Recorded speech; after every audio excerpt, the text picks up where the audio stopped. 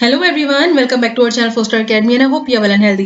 This is Shweta Panchal. स्वागत है आपका संभव बैच में। संभव बैच जो कि आपका टीजीटी सोशल साइंस से रिलेटेड है, उसकी प्रिपरेशन के लिए बैच बनाया गया है। तो आप इस बैच को ज्वाइन कर सकते हैं, क्लासेस ले सकते हैं डेली। और यहाँ पर क्लास सिविक्स चल रहा है इस वक्त, क्लास नंबर 2 है। और आज का हमारा जो टॉपिक रहने वाला है वो है आपका फेडरलिज्म यानी कि संघवाद। इससे पहले आपका जो टॉपिक नंबर 1 था पावर शेयरिंग या फिर सत्ता की साझेदारी, इसको देखने के लिए आप डिस्क्रिप्शन बॉक्स में चेक कर सकते हैं, लिंक वहां पर आपको मिल जाएगा। साथ ही में टेलीग्राम जो ग्रुप है आप उसको भी ज्वाइन कर सकते हैं, उसका लिंक भी आपको वहीं पर मिल जाएगा। ठीक है, तो चैनल को सब्सक्राइब कर लीजिए। अगर वीडियो स्टार्ट कर लेते हैं अपनी वीडियो, आपका सपोर्ट बहुत ज्यादा चाहिए। आप वीडियो को लाइक कीजिए और चैनल को सब्सक्राइब जरूर कर लीजिए और अच्छी लगी तो शेयर करना ना भूलें। तो चलिए, संघवाद जो आपका टॉपिक है इसको कर लेते हैं ढंग से। तो मेरी कोशिश यहीं पर रहेगी आपके लिए कि जो भी टॉपिक है उससे रिलेटेड आपकी हर एक चीज को, हर एक डाउट को क्लियर कर दिया जाए। तो आप कमेंट सेक्शन में बता भी सकते हैं अगर आपको कोई क्वेरी हो तो यहाँ पर सबसे पहले हम बात करेंगे अपने टॉपिक के बारे में, इंट्रोडक्शन से रिलेटेड। देखिए, जो संघवाद है ये आपका टॉपिक रिलेटेड है कहीं ना कहीं आपकी प्रीवियस जो चैप्टर था या फिर आपका प्रीवियस जो क्लास थी उससे, वो था आपका पावर शेयरिंग। हमने बात की थी वहां पर कि पावर शेयरिंग क्या होता है। तो पावर शेयरिंग यानी कि जो सत्ता की साझेदारी थी उसके हमने अलग अलग टाइप देखे थे, क्यों जरूरी है ये सब देखा था। और तभी मैंने आपसे बोला था कि अगर एग्जाम में क्वेश्चन आएगा तो वो सिर्फ डायरेक्ट ऐसे क्वेश्चन नहीं आएगा, ये जो सत्ता की साझेदारी है इससे और भी चीजें रिलेट करेंगी। जैसे कि लोकतंत्र से रिलेटेड था कि लोकतंत्र भाई सत्ता की साझेदारी कहाँ होगी, जहां पर लोकतंत्र होगा। और कहीं ना कहीं सत्ता की साझेदारी का ही एक कह सकते हैं कि एक रूप है संघवाद, है ना, ये भी चीज है। तो ये जो संघवाद है ये एक तरीके से आप एक टाइप देखा होगा आपने पावर शेयरिंग में, ऊर्ध्वाधर वितरण यानी शक्ति का ऊर्ध्वाधर जो बंटवारा है, यानी इसका जो वर्टिकल फॉर्म था डिस्ट्रीब्यूशन ऑफ पावर, ये आपने पढ़ा होगा अच्छे से। जिसमें कि आपका होता है सबसे पहले सेंट्रल गवर्नमेंट है, देन आपका स्टेट गवर्नमेंट आएगी और उसके बाद आपका फिर जो लोकल गवर्नमेंट है वो आएगी। ठीक है, जैसे कि प्रीवियस चैप्टर में हमने श्रीलंका और बेल्जियम का एग्जांपल लिया था, तो बेल्जियम में यहाँ पर कम्युनिटी गवर्नमेंट की बात हुई थी। तो ये आपका सत्ता का ऊर्ध्वाधर वितरण या फिर वर्टिकल डिस्ट्रीब्यूशन ऑफ पावर, तो ये था आपका। तो ये ही एक टाइप है आपका संघवाद। ठीक है, तो आप एक तरीके से आप ये कह सकते हैं कि ये वाला जो आपका टाइप है ऊर्ध्वाधर वितरण, इसी का ही एक तरीके का एक रूप है ये। ठीक है, संघवाद। क्योंकि इसमें संघवाद में भी क्या होता है कि एक से ज्यादा लेवल की जो गवर्नमेंट होती है, तो इस तरीके से भी आपसे क्वेश्चन पूछा जा सकता है। तो आपको रेडी रहना है हर तरीके से, बस ये है कि आपको कॉन्सेप्ट एकदम क्लियर होना चाहिए, तो स्टेटमेंट वाले क्वेश्चंस आपके लिए कुछ भी नहीं रहेंगे, है ना। तो ठीक है, तो इस चैप्टर में हम आज डिस्कस करने वाले हैं कि किस तरीके से जो सत्ता का बंटवारा है वो लोकतंत्र में यहाँ पर कैसे यूज हुआ और संघवाद किस तरीके से रिलेट करता है उस चीज से। फिर बात करेंगे कि इंडिया में जो संघवाद है, फेडरलिज्म है, वो कैसे काम करता है, क्या क्या उसके सिद्धांत हैं और किस तरीके से हमने उसको अप्लाई किया। इससे रिलेटेड कुछ कॉन्स्टिट्यूशनल अमेंडमेंट भी हुए, कुछ चीजें ऐड भी हुई, जैसे कि हमारा लोकल सेल्फ गवर्नमेंट है, पंचायती राज और नगर पालिका, ये सब भी हमने बाद में ऐड किया है, पहले नहीं था कॉन्स्टिट्यूशन में। इसके बाद हम पॉलिसीज देखेंगे कुछ, और साथ ही में स्थानीय शासन के बारे में भी अच्छे से पढ़ेंगे। तो देखिए, संघवाद क्या है। संघवाद जो है वो एक संस्थागत प्रणाली है जिसमें कि दो स्तर की राजनीतिक व्यवस्थाओं को सम्मिलित किया गया है, यानी इसमें एक लेवल से ज्यादा सरकार होती है, यानी सत्ता का बंटवारा जो है वो एक से ज्यादा लेवल पे देखने को मिलेगा, 2 लेवल पे आपको देखने को मिलेगा। इसमें एक संघीय है, यानी इसमें एक सेंट्रल पावर होगी, यानी एक सेंट्रल गवर्नमेंट होगी, और दूसरी प्रांतीय सरकार होगी, यानी कि राज्य के एक होगी आपकी सेंट्रल गवर्नमेंट और दूसरी होगी आपकी स्टेट गवर्नमेंट। ठीक है, दूसरी क्या होगी, स्टेट गवर्नमेंट। और इसके पीछे का जो बेस है, कॉन्सेप्ट है, वो यही है कि जो सत्ता है, जो कि पावर है, वो सब में डिस्ट्रीब्यूट कर दी जाए, है ना, एक के पास वो पावर नहीं रहे। इसका विकेंद्रीकरण करने के लिए एक तरीके से बात कही गई है कि सत्ता जो है वो किसी एक व्यक्ति के हाथ में ना रहे, मतलब कि सिर्फ केंद्र के हाथ में ना रहे, उसको राज्य को भी डिस्ट्रीब्यूट कर देना चाहिए, है ना। अब हम कुछ बात करते हैं एग्जांपल्स की। जैसे कि मैंने आपको अभी बोला, प्रीवियस चैप्टर में हमने बेल्जियम और श्रीलंका की जो कंडीशंस थी उनको देखा था कि बेल्जियम और श्रीलंका दोनों ही क्या थे, ये डेमोक्रेटिक कंट्रीज हैं। लेकिन जब यहाँ पर लोगों को प्रॉब्लम्स आई, उन्होंने कुछ डिमांड रखी, तो वहां पर उनको हैंडल करने का जो तरीका था, दोनों ही कह सकते हैं दोनों ही कंट्रीज का बिल्कुल अलग देखने को मिला। अब उनका जो तरीका था उससे डिपेंड, उस तरीके के बाद पता चला कि वो जो स्टेट कंट्री है वो उसमें यूनिटी रही या फिर नहीं रही। ठीक है, तो यहाँ पर मेन बात यूनिटी की हो जाती है और डाइवर्सिटी की हो जाती है ना। तो दोनों में ही डाइवर्सिटी देखने को मिली थी, लिंग्विस्टिक आधार पर कह सकते हैं कि लैंग्वेज के आधार पर काफी डिफरेंसेस देखने को मिले लोगों के बीच में। तो बेल्जियम ने उस चीज का सम्मान किया और प्रॉब्लम को बहुत अच्छे तरीके से सुलझाने की कोशिश की। इसने 1993 में अमेंडमेंट की अपने कॉन्स्टिट्यूशन में, और जो मैंने अभी आपको कम्युनिटी गवर्नमेंट की बात की थी उसको भी वहां पर बहुत अच्छी तरीके से अप्लाई किया था, है ना। और पहले क्या था, बेल्जियम एक यहाँ पर एकात्मक सरकार थी, ठीक है। एक मिनट, ठीक, यहाँ पर हम आगे बात करेंगे इस बारे में। यहाँ पर पहले बेल्जियम में एकात्मक सरकार थी, यानी यहाँ पर यूनिटरी सिस्टम था जिसमें कि केंद्र जो है स्ट्रॉन्ग होता है और उसके पास सारी पावर होती है। लेकिन इसने क्या किया, वक्त को देखते हुए कि हमारे लोगों को जो है बहुत ज्यादा जरूरत है डिसेंट्रलाइजेशन की, तो उन्होंने एकात्मक से एकात्मक प्रणाली को हटाया और ये संघात्मक प्रणाली की तरफ चल पड़े, है ना। यानी पावर का डिस्ट्रीब्यूशन अलग अलग लेवल पे कर दिया गया ताकि सभी को फायदा मिले। सेम सिचुएशन श्रीलंका में थी। लोग लिंग्विस्टिक आधार पर यानी लैंग्वेज के आधार पर काफी परेशान थे। तमिल और सिंगली भाषा में बहुत कॉन्फ्लिक्ट देखने को मिला था लोगों में। धर्म को काफी प्रमोट किया जा रहा था, अपने धर्म सिंघली लोगों के धर्म को, बेसिकली बौद्ध धर्म को ज्यादा संरक्षण दिया जा रहा था। लेकिन वहां भी गवर्नमेंट ने ये फैसला नहीं लिया जैसे बेल्जियम ने लिया था, तो वहां पर गृह युद्ध की स्थिति देखने को मिली थी। तो ये हमने प्रीवियस चैप्टर में बहुत अच्छे से पढ़ा था। अब ये यहाँ पर कैसे रिलेट करेगा ये देखते हैं, क्योंकि हमें इंडिया में भी देखना है कि इंडिया में लैंग्वेज के आधार पर भी बहुत सारे डिविजन्स देखने को मिले। अगर हम उस टाइम पे 1956 के आसपास वो डिसीजंस नहीं लेते अलग स्टेट बनाने को लेकर, तो यहाँ भी हालात खराब हो सकते थे, ठीक है। तो ये सब चीजों को हमें ध्यान रखना है, हर एक कॉन्सेप्ट को अच्छे से समझकर चलना है। तो संघवाद जो है आपको ये अच्छे समझ में आ चुका है कि संघवाद है क्या।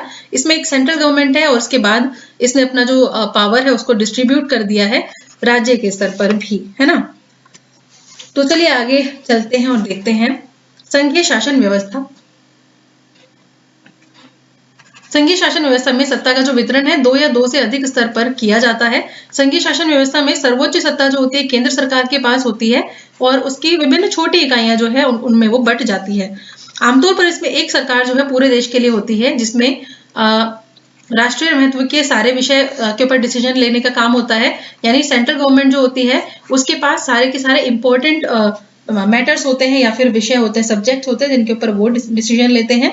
इसके बाद फिर राज्य सरकार आती है, इसके बाद फिर स्टेट गवर्नमेंट आती है। उसके बाद का जो लेवल है वो कहता है कि इस लेवल पर क्या होता है, जो सरकारें होती है वो शासन के दैनिक जो काम होते हैं, दिन प्रतिदिन के जो कामकाज होते हैं उनको देखने का काम करती है।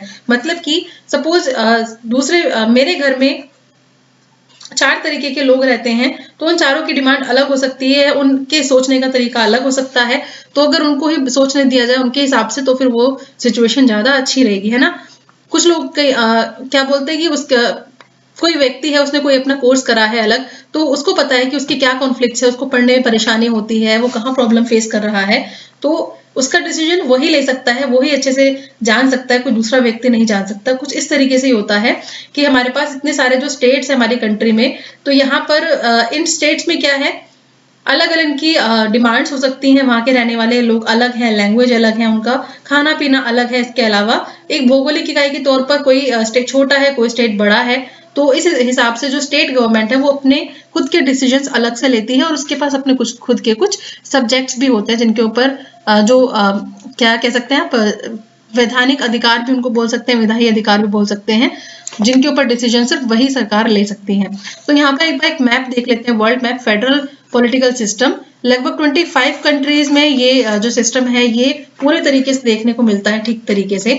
और यहाँ पर ये जो रेड पार्ट है ये ही एम्फेसाइज कर रहा है कि इन सभी कंट्रीज में फेडरल सिस्टम देखने को मिला है, फेडरल पॉलिटिकल सिस्टम देखने को मिला है, ठीक है, जिसमें कि सत्ता जो है, जो पावर है वो एक केंद्र के पास ना होकर के अलग अलग लेवल पर बांट दी गई है ताकि सबको फायदा मिले, है ना।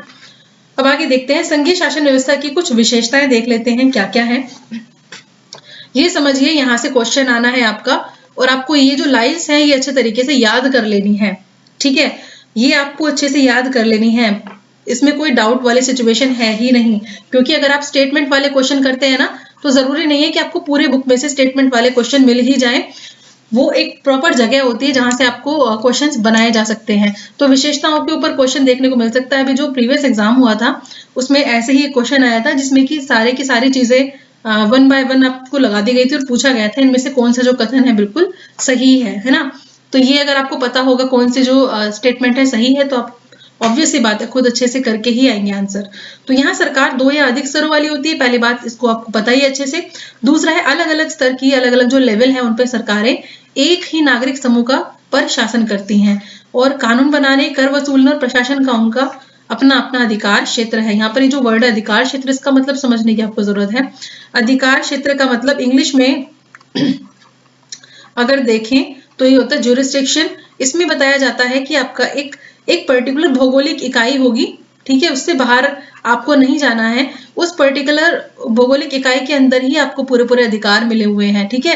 तो अगर हम स्टेट गवर्नमेंट की बात करें तो हरियाणा गवर्नमेंट जो है वो हरियाणा के बारे में डिसीजन ले सकती है, वो यूपी के बारे में डिसीजन नहीं ले सकती। तो उसका एक भौगोलिक कह सकते हैं एक दायरा है, लिमिटेशंस है, उसको उसके अंदर रहकर ही काम करना है। तो अधिकार क्षेत्र एक तरीके से आप कह सकते हैं एक वैधानिक अधिकार है, यानी एक लीगल अथॉरिटी है, ठीक है, क्या है, एक लीगल अथॉरिटी है। आपके डिसीजन जो है वो इस सीमा के अंदर ही होने चाहिए, एक भौगोलिक सीमा है, इसके अंदर ही आप सारी चीजें कर सकते हैं। और कुछ जो विषय हैं वो इसी भौगोलिक जो क्षेत्र है उसके अंदर के विषय ही आप सिर्फ मतलब कह सकते हैं कि सिर्फ यही एरिया है जिसके आप अंदर आप डिसीजन ले सकते हैं, इससे बाहर जाके आप डिसीजन नहीं ले सकते हो, ठीक है। इसके ऊपर ही आपको रूल करना है। स्टेट गवर्नमेंट की यहाँ पर बात हो रही है।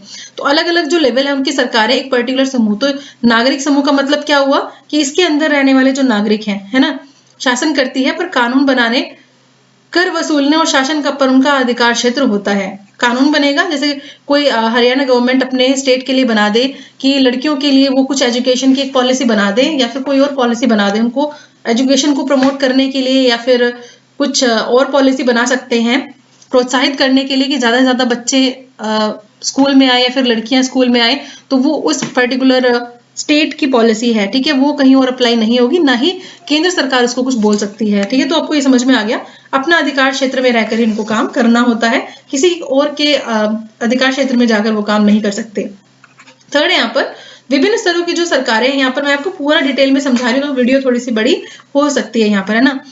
अलग अलग जो लेवल है उनकी सरकारों के अधिकार क्षेत्र संविधान में स्पष्ट रूप से मेंशन है, ठीक है। इसलिए संविधान सरकार के हर लेवल के अस्तित्व और प्राधिकार की गारंटी और सुरक्षा देता है। वहां पे अलग से मेंशन है कि किस तरीके से कैसे काम करना है, ठीक है। और जब कोई चीज संविधान में मेंशन होती है तो उसके ऊपर आप क्वेश्चन कर ही नहीं सकते, मतलब कि आपको पहले से ही पता है कि आपको मौलिक अधिकार मिले हुए हैं तो मिले हुए हैं, आप उनको चेंज नहीं कर सकते। हाँ, वो एक अलग कंडीशन है अमेंडमेंट वाली, वो अलग बात हो जाती है। पॉइंट नंबर 4 कहता है कि संविधान के मौलिक प्रावधानों को किसी एक लेवल की सरकार अकेले नहीं बदल सकती। अगर आपको कोई बदलाव करना है तो आपको क्या करना होगा, दोनों ही जो लेवल है उसमें दोनों को एक साथ ही अग्री करना होगा। यानी अगर आपको कोई विशेष चीज प्रावधान बदलना है, कोई मौलिक कानून में चेंज करना है, जो मैंने अभी बोला था आपसे, तो उसके लिए जो क्या करना होगा आपको, संविधान में बदलाव करने के लिए दोनों ही जो लेवल की गवर्नमेंट है उनको साथ में आके उसके ऊपर डिसीजन लेना होगा, है ना। फिफ्थ है यहाँ पर अदालतों को संविधान और विभिन्न स्तर की सरकारों के अधिकारों की व्याख्या करने का अधिकार है। यहाँ पर किसको अधिकार दिया गया है, कोर्ट को अधिकार दिया गया है। और सुप्रीम कोर्ट को क्या अधिकार दिया गया है कि विभिन्न स्तर की सरकारों के बीच में अगर कोई विवाद की कंडीशन यहाँ पर देखने को मिलती है, ठीक है, तो अगर यहाँ पर आप देखेंगे कि आपको विवाद की कंडीशन देखने को मिलेगी तो आप क्या करेंगे, वो सर्वोच्च न्यायालय जा सकते हैं। मतलब सर्वोच्च न्यायालय ने, सुप्रीम कोर्ट जो हमारे देश का, वो इंपॉर्टेंट रोल प्ले करेगा यहाँ पर उनके विवादों को सुलझाने के लिए, क्योंकि दो बड़े लोग हैं, उनके बीच में विवाद को सुलझाने के लिए किसी बड़े व्यक्ति के पास ही जाना पड़ेगा, है ना। तो वही वाली सिचुएशन है। अगर दोनों ही लेवल, सेंट्रल और स्टेट गवर्नमेंट में कोई बात हो जाती है तो सर्वोच्च न्यायालय उसके बारे में देखिएगा। फिर है वित्तीय स्वायत्ता। वित्तीय स्वायत्ता का मतलब यहाँ पर क्या क्या बताया जा रहा है, वित्तीय सहायता यानी अगर आपके पास कोई स्टेट है, सपोज यहाँ पर यूपी की अगर हम बात करें तो यूपी जो स्टेट है आपका, उसको गवर्नमेंट को सारी चीजें करने के लिए पैसे की भी जरूरत पड़ेगी, है ना। तो पैसा चाहिए, तो पैसा कहाँ से आएगा, उसके लिए क्या प्रावधान बनाए गए हैं। तो अलग अलग लेवल की सरकारों के लिए राजस्व के अलग अलग स्रोत निर्धारित किए गए हैं।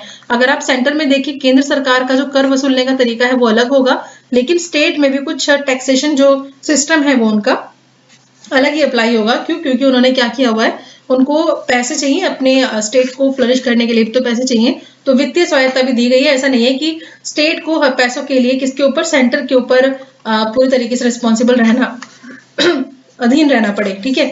नेक्स्ट आ जाते हैं। इस प्रकार संघीय शासन व्यवस्था के दोहरे उद्देश्य हैं, ठीक है। यानी संघीय शासन व्यवस्था के अगर उद्देश्यों की बात करें तो ये दो तरीके के उद्देश्यों को पूर्ण करता है या पूरा करता है। पहली बात तो ये है कि देश में एकता यानी यूनिटी बना के रखता है। अगर संघीय व्यवस्था होगी तो देश में यूनिटी देखने को मिलेगी, किसी की कोई प्रॉब्लम ही नहीं है, सब एक साथ हैं, यूनिटी है। कहते हैं ना, जब साथ होते हैं सब तो यूनिटी होती है, और अलग अलग होते हैं तो यूनिटी नहीं रहेगी। तो क्या होगा, इससे एक साथ रहेंगे। दूसरी बात है, इससे क्षेत्रीय विविधता को भी पूरा सम्मान मिलेगा। दूसरा क्या है यहाँ पर, क्षेत्रीय विविधता। अच्छा, क्षेत्रीय विविधता की बात आती है तो इस मैटर को लेकर तो श्रीलंका में बहुत बड़ी परेशानी हुई थी ना, जब तमिल ईलम की उन्होंने बात की थी। और इसके अलावा इन्होंने भी क्षेत्रीय स्वायत्ता की बात की थी, कहाँ पर, श्रीलंका में, है ना। तो यही क्षेत्रीय विविधता का मतलब है, अलग अलग क्षेत्र में अलग अलग तरीके के लोग रहते हैं, वहाँ की भाषा अलग, खान पान अलग और कल्चर अलग है। तो उस कल्चर का अगर देश सम्मान करेगा, हमारी गवर्नमेंट सम्मान करेगी, तो फिर सब लोग भी गवर्नमेंट का सम्मान करेंगे और देश क्या रहेगा, एक साथ रहेगा। तो संघीय जो व्यवस्था है उसकी वजह से क्या होगा, पावर को बांट देने से पावर और ज्यादा बढ़ गई और सब स्ट्रोंग हो गए, है ना। स्ट्रेंथ जो है वो और ज्यादा बढ़ गई, एकता और क्षेत्रीय विविधता जो है वो देखने को मिलेगी। तो दोहरे उद्देश्य हो गए की। तो भारतीय संघवाद के हिसाब से अगर देखें तो संघीय शासन व्यवस्था में शासन की समस्त शक्तियां जो है संविधान द्वारा केंद्र और राज्य सरकारों के बीच में बटी हुई है।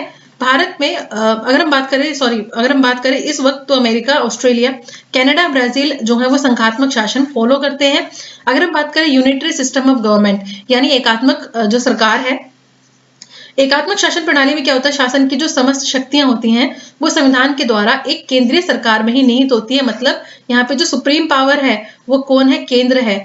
लेकिन यहाँ पर क्या है, यहाँ पर केंद्र भी है और केंद्र के साथ जो शक्तियों का बंटवारा अलग अलग लेवल पे भी किया गया है, जैसे कि राज्य भी है, इसके अलावा यहाँ पर लोकल गवर्नमेंट भी है, जैसे कि पंचायत वगैरह। तो इस तरीके से हमने पावर को एक हाथों में ना रखकर सब में थोड़ा थोड़ा शक्तियों को बांट दिया है। ऐसा नहीं है कि बहुत सारे अधिकार राज्य को दे दिए गए हैं, बहुत सारे अधिकार पंचायत को दे दिए गए हैं, लेकिन उतने दिए गए हैं जितने उनके लिए जरूरी हैं। फिर है, वर्तमान में ब्रिटेन, फ्रांस, जापान और इटली में एकात्मक शासन व्यवस्था है। नेक्स्ट चलते हैं हम, यहाँ पर हम देख लेते हैं संघवाद के प्रकार। अगर हम बात करें संघवाद के प्रकार को बताने के लिए, तो किसी भी कंट्री का एक हिस्टोरिकल बैकग्राउंड होता है, जिसके आधार पर ही उसका जो फ्यूचर है वो डिसाइड होता है। तो हिस्टोरिकल बैकग्राउंड के हिसाब से हम अगर देखेंगे तो हर एक कंट्री जो है वो अलग तरीके से संघवाद को फॉलो करती है। ऐसा नहीं है कि संघवाद जो एक शब्द है वो हर कंट्री में एक ही तरीके से लागू हो रहा है, अलग अलग तरीके से लागू हो रहा है, लेकिन सबका मतलब एक ही है, सबका पर्पज एक ही है, वो ये है कि जो पावर है वो सिर्फ केंद्र के पास ना रहे, वो डिस्ट्रीब्यूट हो जाए अलग अलग लेवल पे, या फिर पूरे हमारे देश में अलग अलग तरीके से डिस्ट्रीब्यूट ऐसे हो जाए कि एक के पास ही पूरा राइट ना रहे। तो मेन जो चीज है वो ये है कि पावर का होना चाहिए डिस्ट्रीब्यूशन, ठीक है, अलग अलग लेवल पे। तो देखते हैं सबसे पहले साथ आकर संघ बनाना। हिस्टोरिकल बैकग्राउंड इसका जो रहा है, तो इसमें इसको एक तरीके से बोलते हैं कमिंग टुगेदर फेडरेशन, ठीक है, कमिंग टुगेदर फेडरेशन, इसको साथ आकर संघ बनाना, फेडरेशन को इंग्लिश में बोलते हैं कमिंग टुगेदर फेडरेशन। इसके अंदर क्या होता है कि दो या दो से ज्यादा स्वतंत्र इकाइयां होती हैं अलग अलग, और वो एक साथ मिल जाते हैं, गठन कर लेते हैं, एक साथ हो जाते हैं। क्यों? ताकि एक बड़ा राज्य बनाया जा सके, ठीक है। जैसे कि इसका एक एग्जाम्पल है यूएसए, ठीक है, यूएसए इसका एक एग्जाम्पल हम के तौर पर हम सबसे पहले देखेंगे कि अलग अलग स्टेट है, उन स्टेट्स को एक साथ ले आए, लेकिन फायदा क्या होता है कि इन सबकी अपनी स्वतंत्रता बनी रहती है। दो या अधिक जो स्वतंत्र इकाइयां हैं वो साथ लेकर एक बड़ी इकाई बनाते हैं, साथ लाकर, ठीक है, साथ आकर एक बड़ी इकाई बनाई उन्होंने और उसका गठन कर लिया। और सभी राज्यों के पास अपने खुद के इक्वल राइट्स हैं, पूरी पूरी फ्रीडम है, और अपनी खुद की एक आइडेंटिटी है उनकी। ऐसा नहीं है कि सब कुछ जो राइट्स हैं वो सिर्फ केंद्र के पास है, उनके अलग अलग उनके पास अपने राइट्स हैं। ये कुछ ऐसा है जैसे कि बहुत सारी फैमिलीज अलग अलग क्या रहती है, एक साथ एक सोसाइटी में रह लेते हैं। इससे क्या होगा कि एकता बनी रहेगी, सुरक्षा बनी रहेगी, और साथ में हंसी खुशी जो है वो एक साथ रहेंगे। अब इसमें ऐसा कोई केंद्र नहीं है ना कि उसके पास पूरी प्रॉपर पावर रहेगी, नहीं, हम जो है बिल्कुल सही तरीके से हम क्या है, फ्री हैं और साथ में सुरक्षित तरीके से एक साथ रह रहे हैं, और सबकी अलग अलग पावर है, सबकी अलग अलग आइडेंटिटी है, और फ्रीडम भी सबको अच्छे तरीके से मेंशन की गई है वहां पर। अब इसकी अगर एक विशेषता की बात करें तो यहाँ पर केंद्र ज्यादा स्ट्रांग नहीं होता, क्योंकि यहाँ पर राज्य जो है अलग अलग की छोटे छोटे जो इकाइयां हैं इनको काफी ज्यादा जो शक्तियां हैं वो दे दी जाती हैं। तो यहाँ पर केंद्र ज्यादा स्ट्रांग नहीं होता, ये सबसे इसकी बड़ी विशेषता है कि केंद्र ज्यादा स्ट्रांग नहीं रहता है। ठीक है, अगर हम सेकंड टाइप की अगर इसकी बात करें, इसका एक एग्जांपल यूएसए है, इसके अलावा स्विट्जरलैंड है, ऑस्ट्रेलिया, यूएसए और स्विट्जरलैंड। नेक्स्ट हम बात करेंगे साथ लेकर संघ बनाना। ठीक है, साथ लेकर संघ बनाना, इसको हम कहेंगे होल्डिंग टुगेदर। क्या कहेंगे इसको? होल्डिंग टुगेदर फेडरेशन, यानी एक ऐसा संघ, एक ऐसा फेडरेशन जो साथ लेकर संघ बनाया है जिस इसने। इसकी हिस्ट्री क्या कहती है कि एक बड़ा जो देश है, एक बड़ा जो देश है, उसने अपनी अपनी आंतरिक विविधता, इस बड़े देश में अलग अलग तरीके से अलग अलग स्टेट है या अलग अलग तरीके के लोग हैं, अलग अलग डाइवर्सिटी वाले लोग हैं, कोई अलग इस यहाँ पर अलग कल्चर फॉलो कर रहे हैं, यहाँ पर अलग कल्चर फॉलो कर रहे हैं, हर एक स्टेट हर एक जगह थोड़ी थोड़ी दूरी पर अलग अलग कल्चर फॉलो कर रहे हैं, उसको ध्यान में रखा गया और राज्यों का गठन कर दिया। ठीक है, क्या किया? राज्यों का गठन कर दिया कि ये एक अलग राज्य है, उसको अपनी खुद की एक पावर दी। ठीक है, ये अलग एक राज्य बना दिया, इसकी खुद की एक पावर है, पर ऐसा नहीं है कि वो उसका पार्ट नहीं है। ठीक है तो इसी का पार्ट ही है, तो इस देश का पार्ट ही, लेकिन पावर दे दी गई है ताकि वो हंसी खुशी आराम से वहां पर रह सके। तो केंद्र यहाँ पर इसकी विशेषता क्या होती है इस वाले की? होल्डिंग टुगेदर, यानी होल्ड किया हुआ है तो साथ में ही, लेकिन होल्ड किया हुआ है, उसको साथ में लेकर है, एक साथ आया हुआ है, लेकिन विभाजन भी है और नहीं भी है। विभाजन कैसे है कि पावर है, अलग स्टेट है, लेकिन रह साथ में रहे। सपोज ऐसे कि कोई एक घर है, इस घर में बहुत सारे बच्चे हैं, अलग अलग उनकी फैमिलीज हैं, ठीक है, अलग अलग शादी हो गई बॉयज सब लड़कों की, और वो अलग अलग रह रहे हैं। लेकिन अभी क्या बोला गया है कि एक काम करो, तुम्हें साथ में ही रहना है। ठीक है, यूनिटी बनी रहेगी सबके साथ में, थोड़े से तुम्हें राइट्स दे दिए जाएंगे, सुप्रीम पावर है अपने मम्मी पापा, ठीक है, और सारे बच्चे यहाँ पे साथ में ही रह रहे हैं, इनको थोड़ी थोड़ी पावर दे दी कि ठीक है थोड़े बहुत डिसीजन तुम ले सकते हो, लेकिन ऐसा नहीं है कि तुम बिल्कुल फ्री हो गए हो, ज्यादा फ्रीडम नहीं मिली है तुम्हें, फ्रीडम है, पूरी पूरी फ्रीडम है, लेकिन अपने अपने एरिया के लिए फ्रीडम है। और मेरी खुद की एक, इसको मान लीजिए सेंटर, या ठीक है हमारे जो फैमिली का हेड होता है उसको आप मान लीजिए केंद्र, की पावर तो उनके पास है ज्यादा, लेकिन उन्होंने सबकी सबकी हंसी खुशी के लिए उनको अलग अलग उनकी थोड़ी थोड़ी पावर दे दी है। तो ये क्या है? होल्डिंग टुगेदर, यानी रह रहे तो साथ में रहे हैं, लेकिन थोड़ी थोड़ी शक्तियां उनको दे दी गई हैं। इसके अलावा इसमें एक केस और आ जाता है कि कुछ जो स्टेट है, कुछ बच्चे जो होते हैं वो कुछ बिल्कुल ही ज्यादा शरारती टाइप होते हैं, तो उनको थोड़ी सी अलग तरीके से उनका ख्याल रखना पड़ता है, लेकिन रहते वो साथ में ही है ना, उनको थोड़ी एक्स्ट्रा केयर की जरूरत होती है, लेकिन वो बच्चे भी हमारे साथ में ही रहते हैं। जैसे कि हमारे देश में कुछ एक स्टेट्स हैं जिनको उनके कुछ और अलग से राइट्स दिए गए हैं। यहाँ पे हम जम्मू कश्मीर की बात नहीं करेंगे, क्योंकि जम्मू कश्मीर जो आर्टिकल था 370 उसको हटा दिया गया है और अब वो यूटी के पास आ चुका है ना।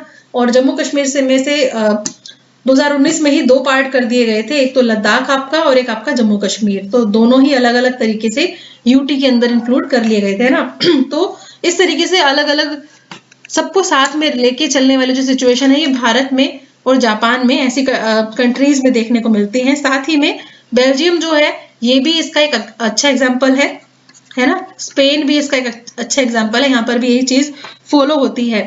अब इसमें क्या है, केंद्र सरकार ज्यादा ताकतवर होता है, मम्मी पापा जो हमेशा ताकतवर रहेंगे ही रहेंगे, है ना, वो थोड़े थोड़े पावर बच्चों को दे रहे हैं, लेकिन फिर भी कहेंगे कि भाई मेन पावर तो हमारे पास ही रहेगी। तो इस तरीके से आपको याद करने में थोड़ी आसानी रह सकती है। वैसे तो इतना टफ टॉपिक है नहीं है, आराम से याद हो जाएगा।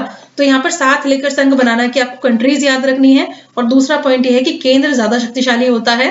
साथ आकर संघ बनाना यानी कमिंग टुगेदर फेडरेशन में आपको याद रखना है कि छोटे छोटे स्टेट से एक बड़ी इकाई बनाई, एक बड़ा कह सकते एक स्टेट बनाया, ताकि सब साथ में रहें और सुरक्षित रहें, लेकिन सबको राइट्स इक्वल बांट दिए, है ना। लेकिन यहाँ पर केंद्र उतना स्ट्रांग नहीं है, तो एक दूसरे के अलग पलट सिचुएशन आपको देखने को मिलती है, एक के पास केंद्र स्ट्रांग है, एक के पास नहीं है, ये चीज आपको ध्यान रखनी है। चलिए नेक्स्ट देखते हैं अब क्या है।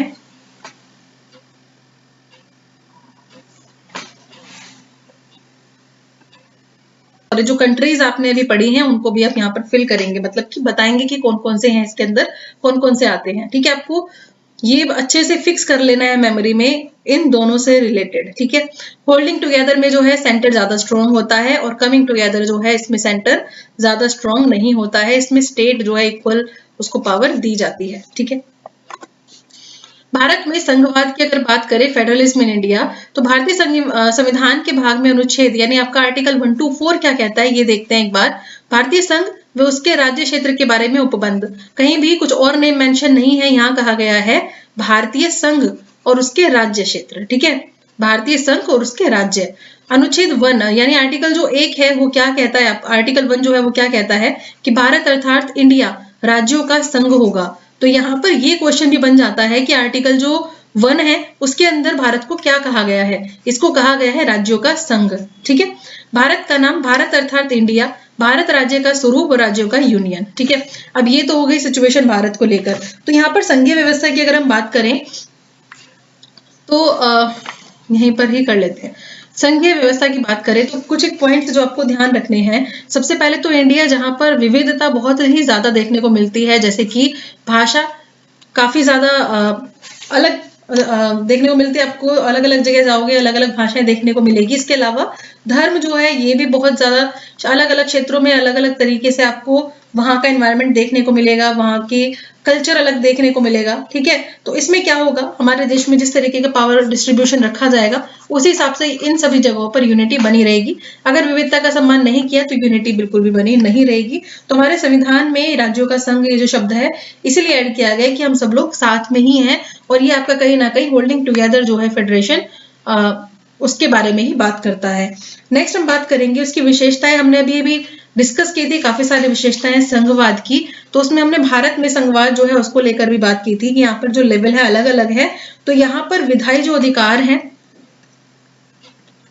विधायी अधिकार है उनको लेकर केंद्र और राज्यों के बीच में जो पावर है उनका डिस्ट्रीब्यूशन कर दिया है कि जो कानून बनाने की शक्ति है वो किस तरीके से अलग अलग आपको देखने को मिलेगी।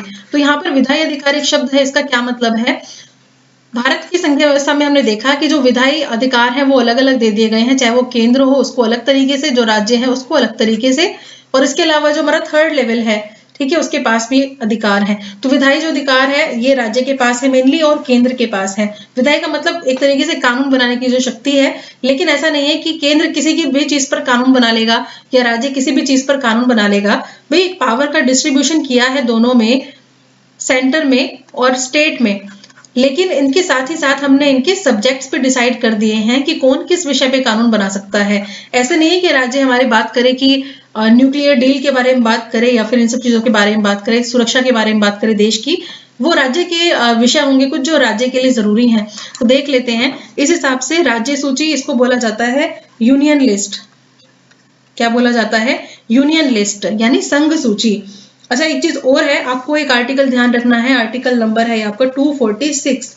ठीक है, 246 इसमें बताया गया है कि केंद्र और राज्य जो है केंद्र राज्य या फिर आप कह सकते हैं कि संघ सूची, राज्य सूची और समवर्ती जो सूची है इनके ऊपर इनको कानून बनाने का राइट दिया गया है। ये आर्टिकल 246 में मेंशन है। ठीक है, तो संघ सूची के अंदर जो कुछ सब्जेक्ट्स हैं जैसे कि प्रतिरक्षा है, विदेशी मामले हैं, बैंकिंग है, संचार और मुद्रा है, ये जो विषय है ये सब आपके नेशनल इंपॉर्टेंस के हैं यानी राष्ट्रीय महत्व के हैं। तो इन सब्जेक्ट्स को केंद्र ही अपने पास रखेगा।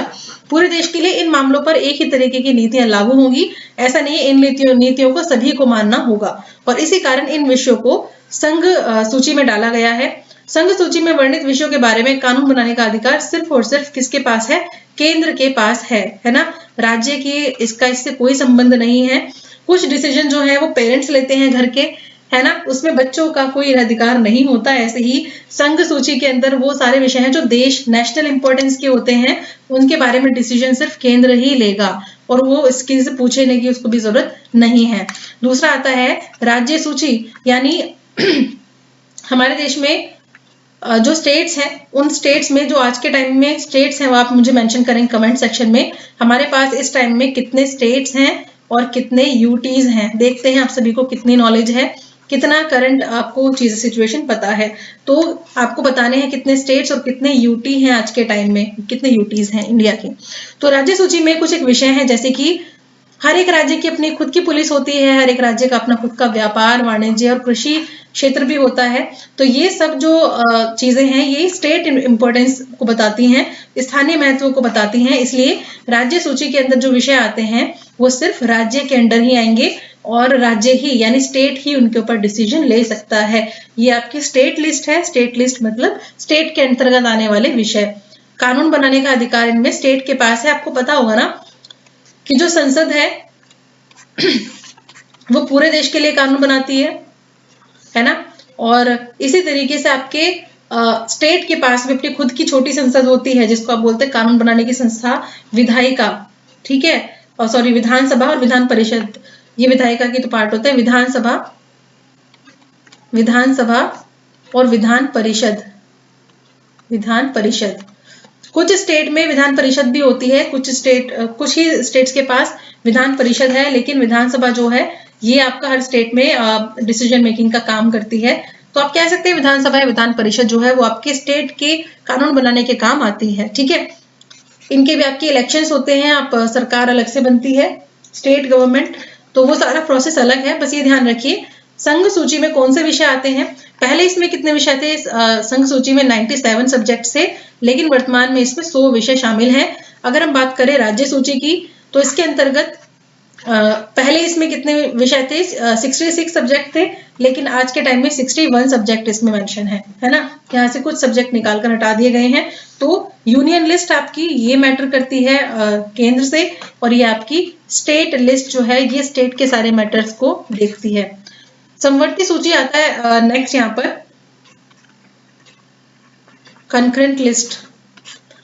इसके अंतर्गत वो सब विषय आते हैं जिनके ऊपर सेंटर जो है उसको और जो स्टेट है उसको दोनों को आपसी सहमति दिखानी होती है, ठीक है। दोनों के ही इंपॉर्टेंस के विषय इसमें शामिल हैं। यानी इसमें जो विषय मेंशन होते हैं जैसे शिक्षा है वो एक नेशनल इंपॉर्टेंस का भी मैटर हो सकता है और एक स्टेट का भी। सपोज किसी स्टेट में गर्ल एजुकेशन को प्रमोट करना चाह रहे हैं तो उस हिसाब से पॉलिसी बना सकते हैं, और अगर सेंटर की बात करें तो वो अलग से अपनी बड़ी कोई पॉलिसी बना सकते हैं जो कि पूरे देश पर लागू होगी, है ना। तो इसी वजह से दोनों ही के लिए इम्पोर्टेंट ये चीज है। इसीलिए आप क्या ये वाला जो सब्जेक्ट है शिक्षा, ये बेसिक मेन क्वेश्चन में पूछ लिया जाता है कि शिक्षा जो है कौन सी सूची के अंतर्गत आता है, केंद्र संघ सूची, राज्य सूची या फिर समवर्ती सूची। तो आपका ये जाएगा आपका समवर्ती सूची के अंतर्गत, ठीक है। इसके अलावा वन है, मजदूर संघ है, विवाह, गोद लेना, उत्तराधिकार, ये सारे के सारे ऐसे सब्जेक्ट हैं जो केंद्र के साथ साथ राज्य सरकारों की साझी दिलचस्पी में आते हैं। यानी दोनों को इसके ऊपर डिसीजन लेने होता है, और इन विषयों पर कानून बनाने का जो अधिकार है वो राज्य सरकार और केंद्र सरकार दोनों के पास ही होता है।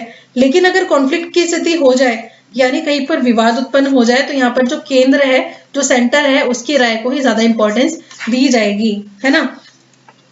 पहले इसमें 47 सब्जेक्ट थे, लेकिन वर्तमान में 52 सब्जेक्ट्स इसमें मेंशन है। इसके अलावा कुछ ऐसे अधिकार, कुछ ऐसे सब्जेक्ट्स भी हैं जो कि जब संविधान बना था उस वक्त वो सब्जेक्ट थे ही नहीं, है ना, वो वहां पर लिखित हैं ही नहीं, वो सब्जेक्ट्स वहां पर मेंशन ही नहीं है। तो ऐसे नए नए जो सब्जेक्ट हैं, ये विषय जो ऊपर के तीनों सूचियों में नहीं आते हैं उनको हमने अवशिष्ट शक्तियां बोल दिया है, अवशिष्ट विषय बोल दिया है। ये केंद्र के पास चले जाते हैं। यानी जो बचे हुए जो सब्जेक्ट हैं, इसको आप ये भी कह सकते हैं कि जो बचे हुए या फिर जो बाकी सब्जेक्ट्स आपके आते हैं इनसे अलग, जो कि यहाँ पर मेंशन है ना आपका यूनियन लिस्ट में कुछ मेंशन है, इसके अलावा स्टेट लिस्ट में कुछ मेंशन है, और कुछ आपका समवर्ती सूची में मेंशन है। तो ये सारे, इनके अलावा जो सब्जेक्ट होंगे आपके, वो सारे अपने आप ही केंद्र के पास पहुंच जाएंगे, और ये क्या कहलाएंगे, अवशिष्ट सब्जेक्ट्स या फिर शक्तियां, है ना, ये केंद्र के पास होती है। अब बात आती है कि अवशिष्ट विषय के बारे में, ये आर्टिकल नंबर 248 से संबंधित है, एक तरीके से आप कह सकते हैं, ठीक है। 248 में इसके बारे में मेंशन किया गया है। और इसके अलावा कौन कौन सी जो सब्जेक्ट्स हैं वो इसके अंतर्गत आते हैं, जैसे कि आपका जो कंप्यूटर सॉफ्टवेयर है ये इसके अंतर्गत आता है, कंप्यूटर सॉफ्टवेयर हुआ, या फिर आपका सूचना प्रौद्योगिकी हुआ, आईटी सेक्टर जो है, इसके अलावा अंतरिक्ष विज्ञान, ये सब जो है ये सब आपका इसी के अंतर्गत आता है, यानी कि अवशिष्ट शक्तियों के अंतर्गत ही आता है। ये सब्जेक्ट्स जो हैं आपके अवशिष्ट शक्तियों के अंतर्गत आएंगे। और आर्टिकल आपको ध्यान रखना है। इसके अलावा, इन सब्जेक्ट्स के अलावा हम एक बात और करेंगे कि हमने अभी देखा सबको साथ लेकर चलने की जो प्रवृत्ति है, सबको साथ लेकर चलना, ये हमने बोल दिया अपने फेडरलिज्म में कि हम तो इस वाले तरीके से हमारा जो देश है वो बना है कि सबको साथ लेकर चलना है। लेकिन जो बड़ी बड़ी संघीय या कह सकते हैं फेडरल जो सिस्टम है वो क्या करते हैं कि बराबर अधिकार नहीं देते हैं, है ना। यानी कि राइट्स तो दिए हैं लेकिन इक्वल राइट्स नहीं देते हैं। अगर हम इंडिया की बात करें तो यहाँ पर भी कुछ एक चीज देखने को मिली है, लेकिन यहाँ पर हमने उनको विशेष दर्जा दिया है। कुछ स्टेट्स को क्या दिया है? विशेष दर्जा दिया है। सबसे पहले तो यहाँ पर बुक में आपके जम्मू और कश्मीर के बारे में कुछ चीजें मेंशन है, वो पुराना हो चुका है। तो ये आपका 2019 में आपका आर्टिकल नंबर 370 हटा दिया गया था और इसकी जगह पर जो जम्मू कश्मीर है उसको 2 पार्ट में बांट दिया गया। एक था आपका जम्मू कश्मीर और आपका लद्दाख, ठीक है। और ये दोनों ही क्या है? आपके यूनियन टेरिटरीज हैं, यानी आपके यूटीज के अंतर्गत आते हैं, यानी आपके केंद्र शासित प्रदेश के अंतर्गत आते हैं। यानी इनकी जो इंपॉर्टेंस है वो इनको अलग तरीके से इंपॉर्टेंस दी जा रही है, इसलिए इनको अलग अलग हमने करके, और पहले ये एक ही थे, जम्मू कश्मीर और लद्दाख एक ही एरिया था, लेकिन 2019 में इनको आर्टिकल 370 से निकाल करके पहले तो अलग दर्जे से निकाला, उसके बाद इनको फिर यूटी के अंदर ऐड किया, वो भी अलग अलग करके, ताकि अलग अलग तरीके से दोनों का अलग से ख्याल रखा जा सके। अब बात यहाँ पर ये आती है कि ठीक है ये चीज हो गई, अब क्या होगा? तो अब जो है इनके ऊपर चीजें सरकार अपने तरीके से लागू करेंगी चीजें, है ना। विशेष दर्जे वाली अगर बात में देखें तो यहाँ पर हम देखेंगे कि कुछ साइज के हिसाब से, यानी आकार के हिसाब से कुछ एक एरिया ऐसा था जो कि बहुत ज्यादा बड़ा नहीं था, है ना। जब हमने फ्रीडम के बारे में बात की थी 1947 में, तो यहाँ पर बहुत बड़े बड़े स्टेट्स भी देखने को मिले। ये तब की बात हो रही है जब आज के टाइम के जो गुजरात, महाराष्ट्र, मध्य प्रदेश और ये सब अलग अलग हैं, अपने तरीके से अलग अलग स्टेट हैं। उस वक्त इतनी ज्यादा डाइवर्सिटी नहीं थी। 1947 में सब बिल्कुल एक साथ थे, है ना। लेकिन फिर क्या हुआ, आकार के चलते क्या हुआ, उनको कुछ को फ्रीडम वैसे नहीं मिल पाई, तो उनको हमने क्या रखा, उनको अलग ही कर दिया। जैसे कि इसके एग्जाम्पल में हम देखेंगे तो चंडीगढ़, या फिर बात करेंगे हम लक्षद्वीप की, ठीक है। लक्षद्वीप आजकल न्यूज में काफी है। चंडीगढ़ और लक्षद्वीप की अगर बात करें तो या फिर इसके अलावा अगर हम हमारी कैपिटल दिल्ली की ही बात करें तो ये कुछ ऐसे इलाके थे जो कि अलग ही आते थे। आकार के चलते इनको अलग से स्टेट नहीं बनाया गया, ठीक है। इनका जो साइज था वो इतना ज्यादा नहीं था कि इनको स्टेट का दर्जा दिया जा सके, इसलिए इनको हमने यूटीज की कैटेगरी में डाल दिया, यानी केंद्र शासित प्रदेश इनको कह दिया गया। हालांकि दिल्ली को लेकर भी कई बार क्वेश्चन उठता है कि इसको एक स्टेट का दर्जा दे देना चाहिए, लेकिन जो पहले से ही मेंशन है कि एक पर्टिकुलर साइज है उसको स्टेट का दर्जा नहीं दे सकते, ये कहा गया। और इन एक तरीके से कह सकते हैं इन इलाकों को हम विशेष अधिकार केंद्र वाले क्षेत्र मानते हैं ना। इसके अलावा अगर हम बात करें तो कुछ और भी जगह देखने को मिले, जैसे कि बस करो,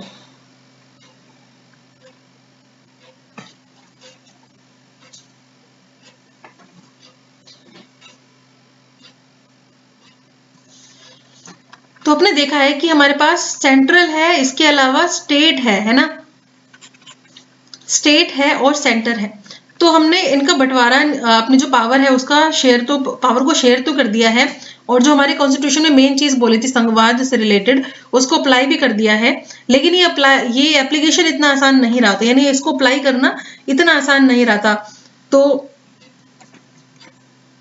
इन सबको लागू कर बनाने वाली जो संस्था है उसको क्या बोला जाता है? संसद, ठीक है। ये क्या करती है? कानून बनाती है ना। लेकिन इसका कानून बनाने का जो तरीका है वो क्या है कि इसमें जो दोनों सदन है इसके,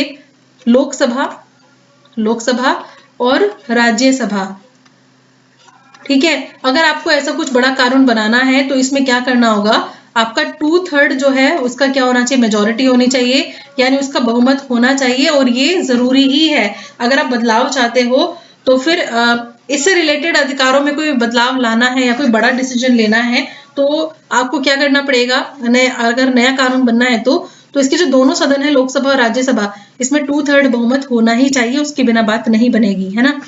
और उसके बाद फिर कम से कम कितना होना चाहिए? आपके जो आधे राज्य हैं किसी भी देश के, मतलब हम इंडिया की बात कर रहे हैं, यहाँ पर आधे राज्य जो हैं इनकी विधानसभा में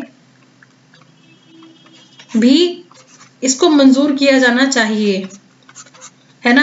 इतना आसान नहीं है चेंजेस लाना। अगर आपको कोई इस तरीके का नया कानून बनाना है स्टेट सेंटर से रिलेटेड, तो उसके लिए 2/3 तो आपका मेजोरिटी होनी चाहिए लोकसभा राज्यसभा में। इसके अलावा आधे स्टेट की जो विधानसभा है वहां पर भी इसको मंजूरी देनी पड़ेगी, कम से कम आधे स्टेट, है ना। ये नंबर आपको ध्यान रखना है। तब जाकर आपका क्या होगा, कुछ प्रावधान बनने के चांसेस हो सकते हैं, है ना। और अगर न्यायपालिका की बात करें तो हमने अभी थोड़ी देर पहले ही देखा था कि जो न्यायपालिका है इसमें सुप्रीम कोर्ट के पास ये अधिकार होता है कि अगर सेंट्रल और स्टेट के बीच में कुछ गड़बड़ी हो जाती है, विवाद हो जाता है, तो उसके बारे में सुप्रीम कोर्ट चीजों को देखता है ना। जैसे कई बार क्या होता है, रिवेन्यू से रिलेटेड जो है वो विवाद हो जाता है केंद्र और राज्य को लेकर, है ना। कुछ एक रिसोर्सेज है उनको लेकर, अधिकारों को लेकर कॉन्फ्लिक्ट हो जाता है, तो ये सब सिचुएशन उनको देखने के लिए सुप्रीम कोर्ट जो है पूरी तरीके से इसके लिए रिस्पॉन्स। अब हम यहाँ पर देखेंगे कि संघीय व्यवस्था कैसे चलती है। तो संघीय व्यवस्था में हमने ये देखा कि सिर्फ प्रावधान यानी कि कॉन्स्टिट्यूशन में मेंशन कर देना कि हम इस व्यवस्था को फॉलो करेंगे, इस तरीके से फॉलो करेंगे, ये सब चीजें काम नहीं करेंगी। काम क्या चीज करेगी, पहली बात तो ये है कि वहां का जो पॉलिटिकल सिस्टम है, पॉलिटिकल जो सिस्टम है वो बिल्कुल सही से काम करना चाहिए। ऐसा नहीं है कि जो सरकार है वो ठीक से काम नहीं कर रही है, जो वहाँ के लोग हैं वो भी ठीक से उस चीज को अप्लाई नहीं होने दे रहे हैं। तो लोकतांत्रिक राजनीति जो है वो कहीं ना कहीं इस चीज को देखती है कि आप किस तरीके से रह रहे हो। संघवाद की भावना तो है, मतलब पावर का डिस्ट्रीब्यूशन तो हो रहा है, लेकिन कितने सही तरीके से वो चीज काम कर रही है वो देखने वाली बात है। इसलिए यहाँ पर सबसे पहले एक मैप देख लेते हैं। ये इंडिया का 1947 का मैप है। ये किस तरीके से है, ये आपका वेस्ट पाकिस्तान है, ये इधर ये आपका गुजरात है, ये सेंट्रल इंडिया है आपका, और इधर ये राजपुताना है, ये पंजाब है, मतलब आप ये चीज देख पा रहे हैं, ये आसाम है, यहाँ पर बर्मा, ठीक है। ये तो अलग कंट्री हो गई आपकी, लेकिन ये बिहार है, ओडिशा, हैदराबाद, सेंट्रल प्रोविंसेस। इसके अलावा बहुत सारे नेम जो हैं वो मिसिंग होंगे आपके यहाँ पे, जो आप आज के टाइम में देखते हैं, है ना। ये राजस्थान जो आज हम बोलते हैं ये राजपुताना नेम से है यहाँ पर, और जो बाउंड्रीज है वो भी कुछ अलग है। ये है आपका यूनाइटेड प्रोविंसेस। तो ये वाला जो आपका मैप है ये बिल्कुल अलग है। ये लिखा हुआ ना पाकिस्तान का ये वाला एरिया, ये वाला इधर वाला, और ये आपके ये इंडियन प्रोटेक्टेड स्टेट्स हैं आपके, जो डॉट डॉट वाले हैं, ठीक है। अब देख लेते हैं जरा। तो पॉलिसी बनी, सब चीजें हुई, लेकिन फिर भी प्रॉब्लम्स देखने को मिली। जैसे बेल्जियम श्रीलंका में हमने देखा था ना कि वहां पे प्रॉब्लम्स देखने को मिली थी।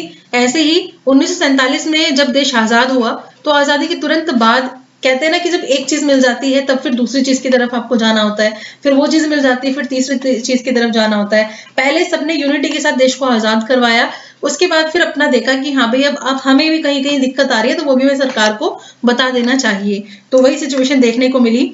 आज के टाइम में अगर हम स्टेट का फॉर्मेशन देखेंगे तो काफी सारे स्टेट जो है, ये न्यूली जो आपका बना था ये जम्मू कश्मीर वाला ऐड हुआ है, तो ये जो चीजें हुई हैं आपकी, ये धीरे धीरे आई। बहुत सारे जो स्टेट है वहां पर कुछ एक कल्चर के लोग हैं, वो अपना अलग स्टेट की डिमांड करना चाहते हैं। तो ये अभी से नहीं, ये 1947 से ही मांग शुरू हो गई थी। जब एक भाषा के आधार पर राज्यों के निर्माण की मांग उठी तो राष्ट्रीय नेताओं को डर था कि इससे देश टूट जाएगा, मतलब कि अब देश जो है वो अलग अलग स्टेट में बढ़ जाएगा और फिर विभाजित हो जाएगा। अभी तो विभाजन से हम निकले 1947 में, पाकिस्तान के साथ विभाजन हुआ था, है ना। तो अब फिर से विभाजन होगा क्या, तो सब डरे हुए थे। तो केंद्र सरकार ने कुछ समय के लिए राज्यों के पुनर्गठन को टाल दिया, लेकिन जो चीजें हैं प्रॉब्लम को जितना जल्दी सॉल्व कर लिया जाए उतना ही सही रहता है, नहीं तो फिर वो कभी भी ना सॉल्व होने वाली प्रॉब्लम बन जाती है ना। तो ज्यादा मजबूत और एकीकृत हुआ देश, ज्यादा जब ऐसा लगा कि इससे सही मामला हो सकता है।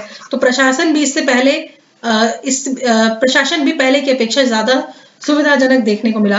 कुछ राज्यों का गठन जो है वो किसके आधार पर, भाषा के आधार पर नहीं बल्कि संस्कृति के आधार पर। लेकिन हम पहले बात करेंगे भाषा के आधार पर।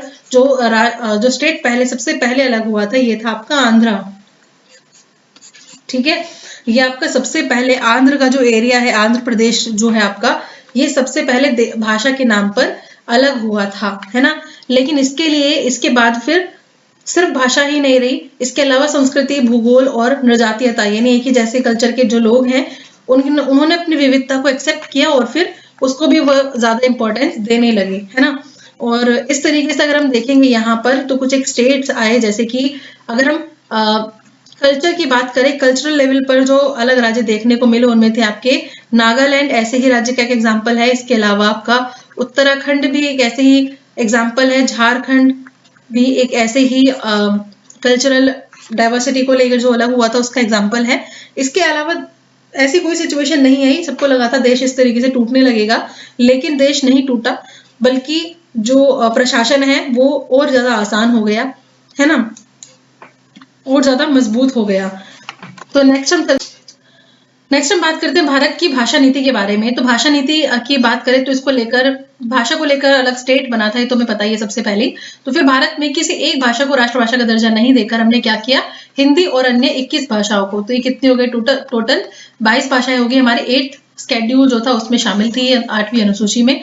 ठीक है, अंग्रेजी जो है उसको राज्य की भाषा के रूप में मान्यता दी गई है, विशेषकर गैर हिंदी भाषी प्रदेशों को देखते हुए। यहाँ पर आपको ये बताने की कोशिश की गई है कि जैसे श्रीलंका में हुआ था, श्रीलंका को मेनली सिंगली जो भाषा थी उन्होंने वो थोप दी थी सभी लोगों के ऊपर, जो तमिल से उनकी भाषा को, तमिल भाषा को एक तरीके से एक्साइड कर दिया गया था, जिसके बाद काफी कॉन्फ्लिक्ट देखने को मिला था। लेकिन इंडिया में इस चीज से थोड़ा सा हटने की कोशिश की गई, जैसे कि हिंदी थी उसको मेन भाषा घोषित करने की बात की गई थी, लेकिन ऐसा नहीं किया गया, है ना, ताकि श्रीलंका जैसी कंडीशन हमारे देश में नहीं हो पाई। यहाँ पे अलग मामला था बिल्कुल। संविधान जो है हमारा कॉन्स्टिट्यूशन, उसमें जो आपके कह सकते हैं सरकारी कामकाज की जो भाषा बोली गई थी, उसपे जो इंग्लिश है उसको 1965 में बंद करने की बात कर दी गई थी, लेकिन इसके विरोध में जो है वो काफी उग्र प्रदर्शन देखने को मिला, और मेनली ये तमिलनाडु में देखने को मिला, क्योंकि इस एरिया में क्या है, साउथ की अगर बात करें पूरे में ही, तो यहाँ पर जो हाँ, गैर हिंदी जो भाषी लोग हैं ज्यादा, यानी जो हिंदी भाषा नहीं बोलते, अगर वहां पे इंग्लिश खत्म हो जाएगी तो फिर दिक्कत आ जाएगी। पर इन सभी बातों को ध्यान में रखते हुए जो हिंदी को पूरे देश पर अप्लाई करने की बात हो गई थी उसको अलग हटा दिया गया, है ना। अब क्या है कि ऐसा है कि जो हिंदी और इंग्लिश है उन दोनों को ही गवर्नमेंट कामकाज के रूप में यूज करने के बारे में बात होती है ना। इसके अलावा जो तीसरी भाषा है रीजनल लैंग्वेज, उसको भी यूज करने की बात होती है, जहां पर हिंदी नहीं है। बेसिकली अगर आपके एग्जाम वगैरह भी देखोगे तो आपकी जो थर्ड लैंग्वेज है उसमें भी आपको देखने को मिलेंगी, मतलब क्षेत्रीय भाषा भी एक तरीके से इसको कह सकते हैं। इसके अलावा 1992 में 2004 में लैंग्वेजेस और भी जोड़ी गई, जैसे कि 1992 में कोंकणी, मणिपुरी, नेपाली जैसी भाषा, डोगरी भाषा जोड़ी गई। इसके अलावा 2004 में अगर हम देखें तो यहाँ पर बोडो, मैथिली, संथाली जैसी भाषाएं जोड़ी गई। तो ये भी आपको याद रखना है कि कौन सी जो भाषा है 1992 में जोड़ी गई और 2004 में जोड़ी गई थी। नेक्स्ट हम बात करते हैं केंद्र राज्य संबंध की।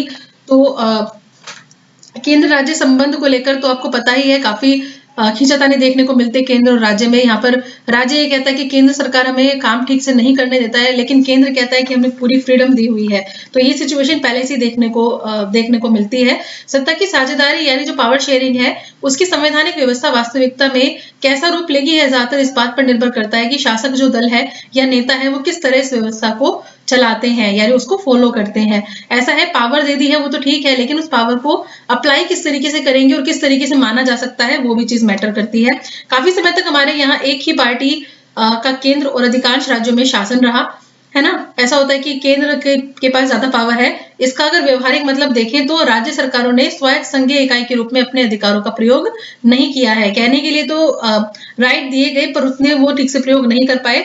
जब केंद्र और राज्य में अलग अलग दलों की सरकारें रही तो केंद्र सरकार ने राज्यों के अधिकारों की अनदेखी करी बहुत बार। तो उन दिनों क्या है, स्टार्टिंग की बात हो रही यहाँ पर, केंद्र सरकार अक्सर संवैधानिक प्रावधानों का दुरुपयोग करके जो विपक्षी दल है उनकी राज्य सरकारों को भंग कर दिया करती थी, यानी केंद्र के पास ज्यादा कंट्रोल था इस चीज को लेकर। लेकिन 1990 में क्या हुआ, ये जो संघवाद की भावना है पावर को इक्वली शेयर करने की और अलग अलग लेवल पे शेयर करने की, ये बिल्कुल काम नहीं कर रही थी उस वक्त, बिल्कुल प्रतिकूल चीज थी इस वक्त।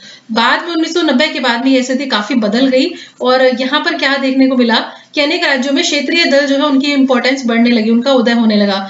यही दौर था जब केंद्र में गठबंधन की सरकार बनी। गठबंधन की सरकार आपको पता है, कहीं जो पॉलिटिकल पार्टीज होती है उनको मिलाकर बनाई गई सरकार के लिए होता है ये, है ना। और ये सभी जो है एक जैसे जो प्रोग्राम है फिर शेयर करते हैं, यानी कार्यक्रम फिर एक जैसे ही चलता है, सभी की सब अग्री करते हैं उस चीज के ऊपर और फिर कोई पॉलिसी बनती है या फिर सरकार चलती है। तो गठबंधन सरकार की शुरुआत हुई, लेकिन अब किसी एक दल को लोकसभा में स्पष्ट बहुमत नहीं मिला, इसलिए प्रमुख राष्ट्रीय पार्टियों को क्षेत्रीय दलों के साथ क्या उनको साथ में लाना पड़ा, फिर सरकार बनानी पड़ी। तो गठबंधन सरकार की वजह से जो क्षेत्रीय दल थे उनकी जो इंपॉर्टेंस है वो काफी ज्यादा बढ़ने लगी, है ना। और फिर एक चीज और भी हो गई थी कि सत्ता की जो साझेदारी है इसको ठीक रूप देने के लिए सुप्रीम कोर्ट ने ये भी बोला था कि अब जो है मनमाने जो ढंग से यहाँ पर मेंशन किया मैंने, सत्ता में साझेदारी, ये डायरेक्ट क्वेश्चन यहाँ से इस तरीके से इसी फॉर्म में बन सकता है कि सत्ता की साझेदारी और सरकार की स्वायत्तता का आदर करने के लिए क्या नया रोल आप इस चीज का देख सकते हैं, संघवाद का। तो इस संघवाद की वजह से नई संस्कृति पनपी। इस प्रवृत्ति को सुप्रीम कोर्ट के एक बड़े फैसले से भी बल मिला। इस फैसले के कारण क्या है, राज्य सरकार को मनमाने ढंग से भंग करना अब केंद्र सरकार के लिए मुश्किल हो गया था और इस प्रकार से संघीय व्यवस्था के तहत सत्ता की साझेदारी यानी पावर शेयरिंग जो है वो संविधान लागू होने के तत्काल बाद वाले दौर की तुलना में ज्यादा प्रभावी होने लगी। यानी पावर शेयरिंग जो थी, सत्ता की जो साझेदारी थी, वो तो पहले से ही थी, लेकिन कुछ टाइम बाद जब गठबंधन सरकार बनने लगी तो यहाँ पे देखिए किस तरीके से दिखाया गया है कि ये पावर सेंटर है और ये सारे आपके स्टेट हैं, ये बेचारे कटोरा है, इसमें अपनी पावर मांग रहे हैं कि भाई हमें हमारे स्टेट की पावर दे दी जाए, लेकिन इनकी हाल देखकर लग रहा है कि कितनी पावर इनको दी जा रही है। ठीक है, और ये जो दूसरा है, ये रहा यहाँ पर बताया गया है the states plead for more powers, और ज्यादा पावर पाने के लिए ये बोल रहे हैं, लेकिन उतनी पावर दी नहीं जा रही। पावर्स ऑफ स्टेट ये रहा इतना सारा, और दी कितनी जा रही है ना। और यहाँ पर ये आपकी गवर्नमेंट की बात हो रही है गठबंधन सरकार की, कि देखिए यहाँ पे अलग अलग जो चिन्ह है, साइन आपको दिखाई दे रहे हैं पार्टीज के, ये सब अलग अलग तरीके से है। इनका एक तख्त बना हुआ है जिसके ऊपर सरकार बैठी है, और उसके लिए कितना ज्यादा मुश्किल हो पा रहा है ना रूल करना, है ना। ये अटल बिहारी सरकार की बात की जा रही है, मतलब बीजेपी की सरकार की बात की जा रही है कि किस तरीके से गठबंधन की सरकार है, लेकिन बात ठीक से नहीं बन पा रही है ना। तो तत्काल बाद वाले दौर की तुलना में ज्यादा प्रभावी देखने को मिली। तो यहाँ पर हमने देखा कि किस तरीके से सत्ता पावर शेयरिंग की बात तो होती है, लेकिन पावर्स उतनी दी नहीं जाती हैं स्टेट्स को, बहुत ज्यादा दुखी रहते हैं स्टेट्स, और कहीं ना कहीं सेंटर का यहाँ पे बोलबाला देखने को मिला है। गठबंधन सरकार का मतलब आपको पता ही है कि राजनीतिक दल, एक से अधिक राजनीतिक दल जो हैं उनके द्वारा मिलकर बनाई गई सरकार को गठबंधन सरकार कहा जाता है। अब हम बात करेंगे भारत में विकेंद्रीकरण, यानी सेंट्रलाइजेशन होता है, केंद्रीकरण होता है जब पावर जो है वो किसी एक ही सरकार के हाथ में होती है, और विकेंद्रीकरण का मतलब होता है जो पावर जो है उसको डिस्ट्रीब्यूट कर दिया जाता है अलग अलग लेवल पर। तो भारत क्योंकि एक विशाल देश है और यहाँ पर जनसंख्या जो है इतनी ज्यादा है, जिसकी वजह से ये जो चीजें अप्लाई करना थोड़ा मुश्किल हो जाता है, अलग अलग लेवल की सरकार को फॉलो करना इस वाली चीज को। लेकिन फिर भी इन सभी चीजों को ध्यान में रखते हुए भी राज्य जो है वो अपने कर्तव्य जो उनका पालन करता ही है, यानी सरकार ठीक से रन करता ही है, चलाता ही है। तो कई स्थानीय मुद्दे ऐसे होते हैं जिनका निपटारा सिर्फ स्थानीय तौर पर ही किया जा सकता है। स्थानीय सरकार के माध्यम से सरकारी तंत्र में लोगों की सीधी भागीदारी, ये आपको मेन चीज याद रखनी है यहाँ पर कि स्थानीय जो सुशासन है उसका मेन पर्पस क्या है। तो उसका आंसर जाएगा आपका स्थानीय सरकार के माध्यम से सरकारी तंत्र में लोगों की सीधी भागीदारी सुनिश्चित होती है, इसलिए भारत में सरकार के एक तीसरे जो लेवल है उसको बनाने की जरूरत महसूस की गई। और यहाँ पर कुछ एक पॉइंट है जो आप ध्यान रखेंगे, इसको इरेज कर लेते हैं, फिर यहाँ पर लिखना शुरू करते हैं हम। तो सबसे पहली बात यही है कि आर्टिकल नंबर 40 में ये मेंशन है कि जो पंचायत है उसका गठन होगा, है ना। पंचायत के गठन के बारे में बात होती है। देखिए ये गांधी जी ने बोला था स्वशासन के बारे में, पंचायती राज के बारे में, कि जो स्थानीय लेवल पे सरकार है वो होनी चाहिए। लेकिन ये पहले भी थी, पर जब तक अमेंडमेंट कॉन्स्टिट्यूशन में इसको ऐड नहीं कर दिया गया 1992 में 73rd अमेंडमेंट के थ्रू, तब तक ये चीज ठीक से फॉलो नहीं हो पाई, क्योंकि जब तक कानून नहीं बनेगा तब तक वो चीज ठीक से अप्लाई नहीं हो पाती। तो आर्टिकल 40 में पंचायत के बारे में, गठन के बारे में मेंशन है। और अगर आर्टिकल्स की बात करें तो 73rd यानी 73वां संशोधन जो इसका हुआ था 1992 में, उसके बेसिस पर ही ये पंचायती राज व्यवस्था आई। और आगे अगर हम बात करें कि ये इसकी शुरुआत कहाँ से हुई, तो आपको ये याद रखना है सामुदायिक विकास कार्यक्रम 1952 और राष्ट्रीय विस्तार सेवा कार्यक्रम 1953। एक तरीके से इसकी स्टडी के लिए, इसको देखने के लिए, जांचने के लिए एक समिति बनाई गई, जिसका नाम क्या था, आपने नाम पहले भी सुना होगा, बलवंत राय मेहता समिति। ठीक है, इसका गठन किया गया और इसने अपनी रिपोर्ट प्रस्तुत की 1957 में। तो इनको स्टडी करने के लिए ये जो सामुदायिक विकास कार्यक्रम और राष्ट्रीय विस्तार सेवा कार्यक्रम जो है, इनके अध्ययन के लिए एक तरीके से बलवंत राय मेहता समिति लाई गई थी और इसने अपनी रिपोर्ट प्रस्तुत की थी 1957 में, है ना। और अगले ही साल 1958 में इसकी जो रिपोर्ट है इसको क्या कर लिया गया था, इसको एक्सेप्ट कर लिया गया था। और इसके अगले साल 1959 में, ठीक है, कब, 1959 में आप कह सकते हैं कि देश को पहली अपनी ग्राम पंचायत की शुरुआत देखने को मिली, जो कि थी आपकी 2 अक्टूबर 1959 में। देश के जो प्रधानमंत्री थे जवाहरलाल नेहरू, ठीक है, जवाहरलाल नेहरू द्वारा कहां पर, राजस्थान के नागौर जिले में, और आपका गांव का नाम था ये बगधरी गांव, ठीक है, यहां पर सबसे पहले इस पंचायती राज व्यवस्था की शुरुआत की गई, है ना। तो ये थर्ड लेवल पे अगर हम रूरल और अर्बन की बात करें तो रूरल यानी जो गांव वाला एरिया है वहां पर इसे पंचायती राज कहते हैं, और अगर शहरों वाला बोले तो इसको नगर निगम या नगर पालिका आप कह सकते हैं, है ना। तो ये सब चीजें आपको याद रखनी है, ये थोड़ा सा डेटा है। 1957 को इस समिति ने क्या किया था, रिपोर्ट दी थी, और 58 में क्या हुआ था, रिपोर्ट जो एक्सेप्ट की गई थी, और 59 में तब जाकर जो है ये इसकी शुरुआत की गई थी। नेक्स्ट हम बात करेंगे पंचायती राज व्यवस्था की। तो गांव के स्तर पर स्थानीय शासन पंचायती राज कहलाता है। दिसंबर 1992 में भारतीय संसद ने संविधान के 73वें और 74वें संशोधन को मंजूरी प्रदान की थी। इसके तहत भारत में स्थानीय स्वशासन निकायों को संवैधानिक यानी कॉन्स्टिट्यूशन में उनको ऐड कर दिया गया, और भारत में पंचायती राज व्यवस्था जो है वो मजबूत हुई। प्रति गांव जो है या फिर ग्राम समूह की एक पंचायत होगी, इसमें कहा गया, जिसमें कई सदस्य और एक अध्यक्ष होता है। प्रधान अध्यक्ष सरपंच कहलाता है। प्रधान अध्यक्ष क्या है, सरपंच कहलाता है। अभी जो AMRS का एग्जाम हुआ था, यहाँ डायरेक्ट क्वेश्चन आया था, यहीं से 2 क्वेश्चन आए थे इस चैप्टर से देखने को मिले थे।